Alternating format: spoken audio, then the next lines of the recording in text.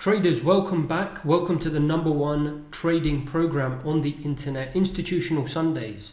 Bet you couldn't wait for this one. Been a very interesting week. If you're new to Institutional Sundays, you'll notice not a single random squiggly line nonsense in sight. No percentage retracement nonsense in sight. Only the stuff that actually drives market, stuff that I learned during many years working on one of the biggest trading floors in the world at Barclays Investment Bank. So again, credit to them for helping me obtain the knowledge that I give you for free in this #1 program, trading program on the internet. And we're going to get going, but just notice, like I always am researching, watching a few YouTube videos here and there, and I notice there's a lot of people that charge for this type of information and it's still garbage, right? And I'm giving it to you for free. So hopefully you find it useful. Stick around, let's get going. So as always, I'm gonna start with a recap of the week. Interesting color, I know. My dark, somber mood, it reflects, right? I'm gonna show you my performance for the month, very open, right? I always show no single trades. I'll show you the whole month in a second, but let's just have a look together at what happened this week. Monday, Tuesday, Wednesday, Thursday and Friday. Monday was very, very quiet, and actually worth noting, we had the first down week, I think in several weeks, 6 or 7 weeks or whatever last week. And also Tuesday was the first down session in I think we had 7 successive positive sessions, which is a record stretching back to 2017. So the longest winning streak in terms of days for 4 years came to an end on Tuesday, and also ended up in being a down week. It's all about inflation. That's what we're going to talk about in this Institutional Weekly. Inflation, and I'm going to say it 3 times. Inflation, inflation, inflation. Okay, whole weekly is about inflation, right? And if you don't know about the current inflation picture, get to know for free, as I said in this Institutional Weekly. You won't find the information anywhere else that I'm going to give you. You'll find some random nonsense, like I've always said, but if you want to actually build a career out of this, then obviously you need to be doing some research, learning the things that actually drive markets. And as you can see here, CPI was definitely the thing that gave the biggest shock to the market, and ultimately ended up with us being down 0.3% on the week. So again, just to pick up where I left off a second ago, and I'm going to show you my performance as well for the week, so don't worry. Monday was fairly flat, a quiet start to the week after obviously 6 previous positive days. Probably just needed a breather. Tuesday, probably a little bit of sell-off ahead of the CPI number, which was expected to be quite punchy, right? 0.6% month on month was the expectation headline number. Actually came out at 0.9%, right? Which left us, I've got it written down here, 6.2% year on year. Right, highest inflation numbers in 20 years, and therefore obviously the market did pull back. Bond yields obviously jumped as well, which drove equity markets lower. We then had a holiday, which was probably good, right, because it gave the market a bit of respite to digest that information. The equity market was open, but the bond market was closed. But probably a lot of US investors took that as an opportunity to take the day off, and that was reflected in a very flat day. I actually had a negative day on this day, as you'll see, because I didn't realize it was a holiday. Silly me, but paid the price. And then I did get long on Friday, where there's no data really of note. Some consumer confidence numbers, which did kind of just reflect this worries about inflation in the future, but ultimately the market shrugged that off and we did get a rally. So that's the whole week. Let me just quickly show you actually how I fared over, and this is my whole November, right? So it's been really stop-start for me. I've not been around as much as I wanted. I've been attending a few weddings and stuff. If you follow my Instagram, you'd know that, at NVForex. Okay, so but really that's a poor excuse. Really, it has been a tough month, obviously with the continuous all-time highs every single day we were printing.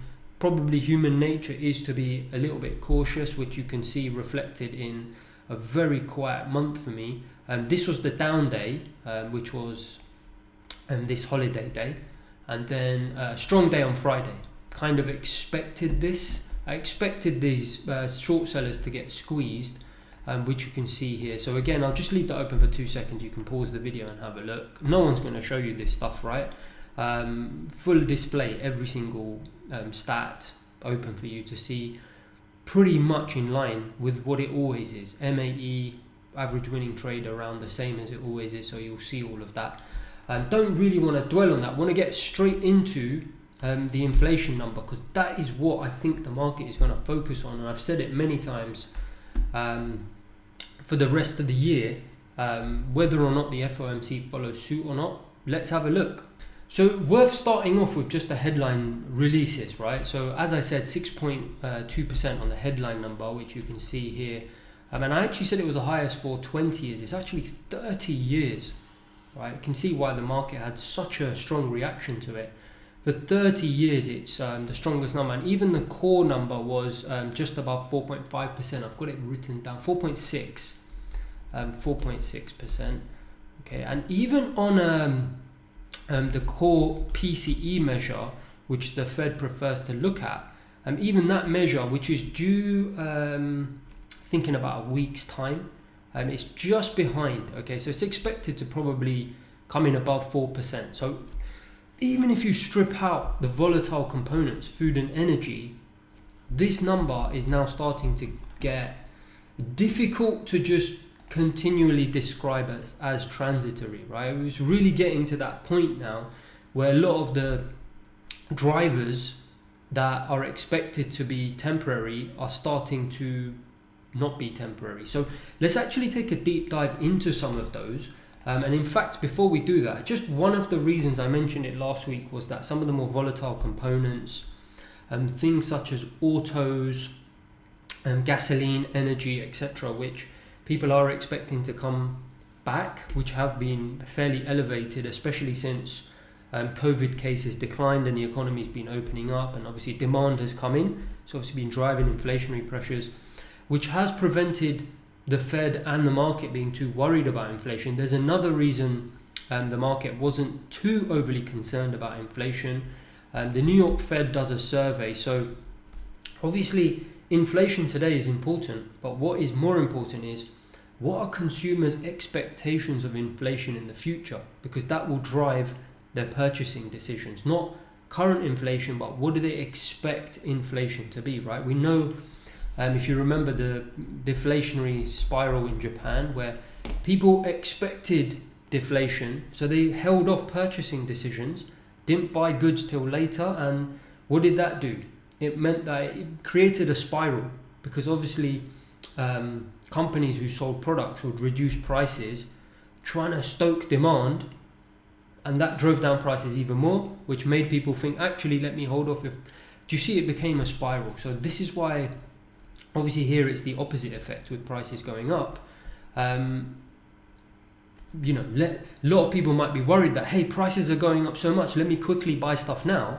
If they buy stuff right now, what does that do? Causes prices to go up even more, can create an inflationary spiral. And that is why this is really important, right? I don't hear anyone talking about this. If you know anyone, let me know, but I don't think there is anyone who talks about this.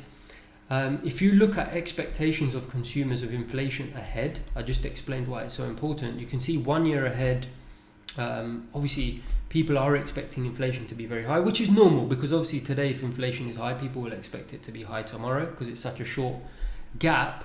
But if you look 3 years ahead, people are expecting it to come off, and if you look 5 to 10 years ahead, it's way down here, just below 3%.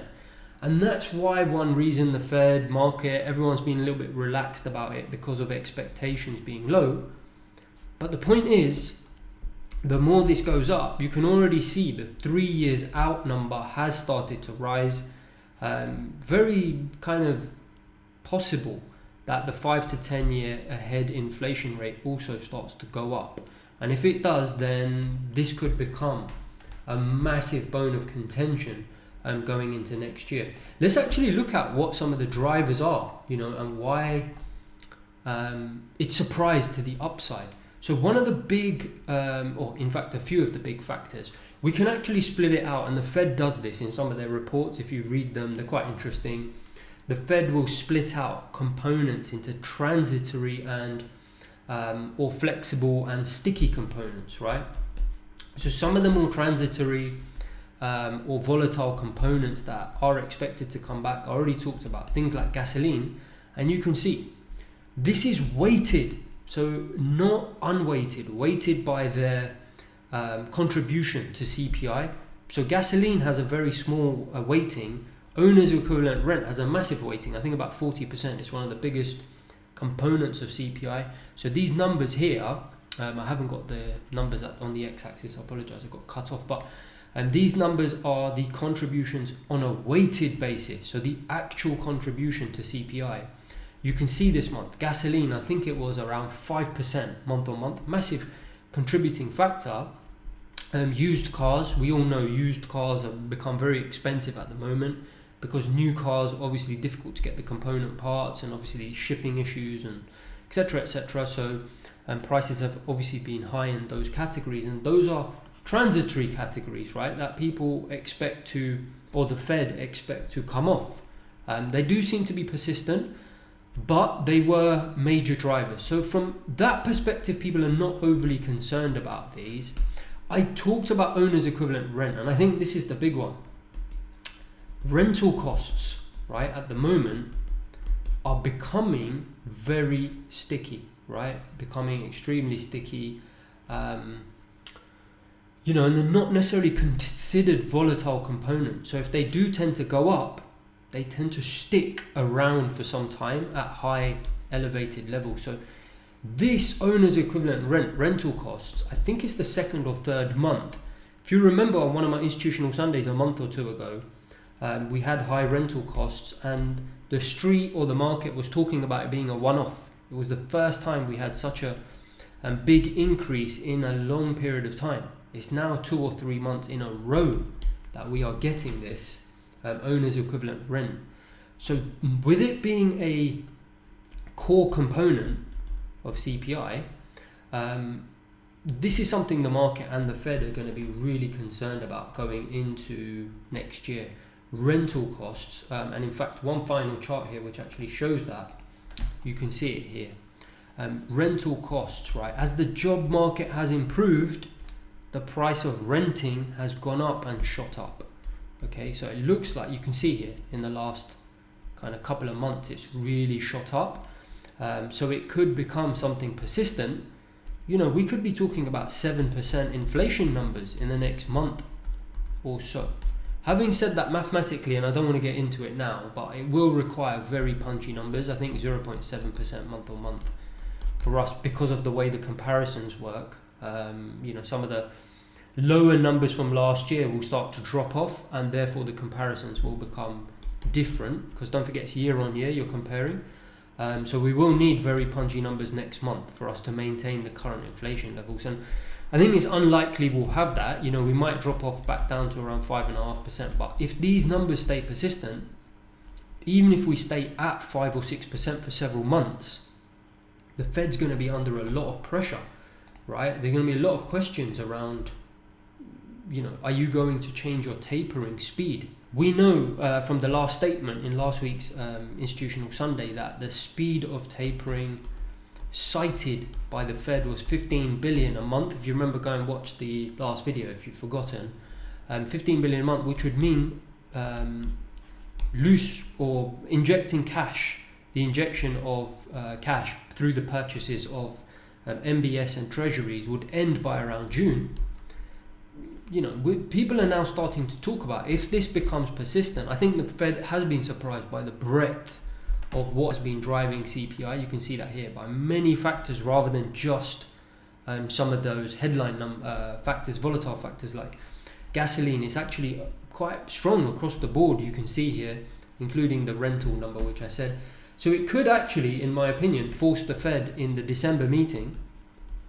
So important to recognize this. In December meeting, we could see the Fed start to get a little, and I've heard some noises come out already from some of the federal governors, could start talking about 20 billion a month, getting more aggressive with tapering, right? Which could see the tapering program which could see the Treasury and MBS purchasing program ending in, as in the cash injections, ending around April, right? So ending early, and then that could really put some rate hikes on the cards, which is what we're going to talk about. And I think the market last week did start to get the jitters around that, and you can see that, right, with bond yields now back up to kind of where they've been, around 1.58%. If you remember last week, off the back of the FOMC statement, and bond yields dropped because the Fed talked about being comfortable with where inflation is. Problem is, they may be comfortable, but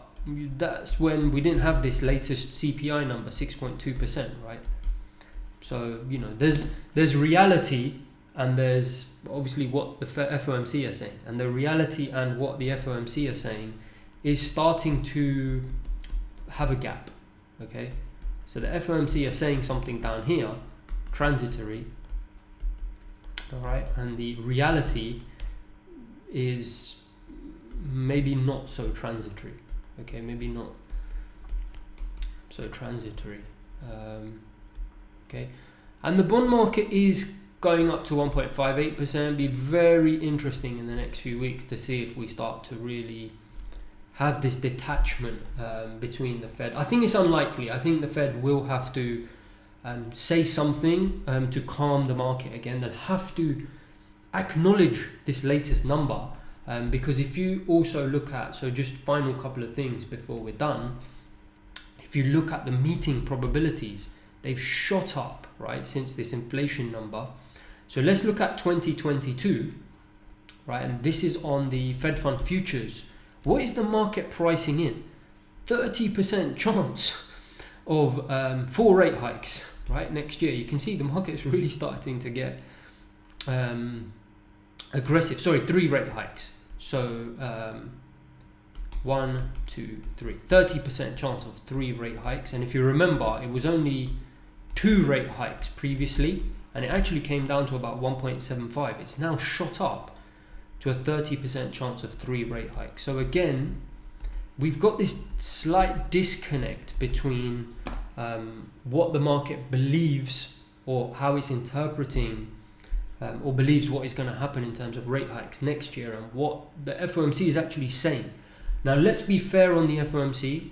They haven't had a chance to really come out and discuss it properly amongst themselves. That will happen at the December meeting, so it'll be very interesting. But I think that the market is going to be looking for them to say something, give some clarity.